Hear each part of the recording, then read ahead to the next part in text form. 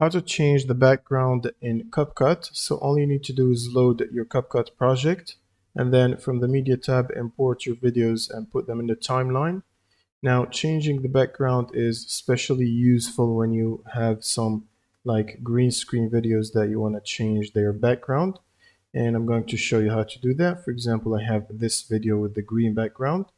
I can basically drag it in my timeline, and then while the video is selected on the right side panel, you want to go to remove BG and then click on auto removal, and this will process and remove the background from the video. And as you can see right here, when it's done, the green background is gone almost. It will need certain configuration to basically completely get rid of it. But for the sake of this video, this result is looking good. And now I want to play it on top of my video. So I want to make sure that my original video, which will act as the background, is at the bottom. And my other video is at the top of it as an overlay. And then you can shrink this like that. And now if you basically play the video, you can see it's playing on top and the other video is acting as the background.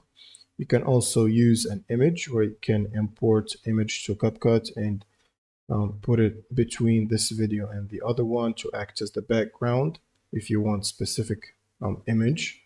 Then you can also stretch it to basically display in a specific time frame.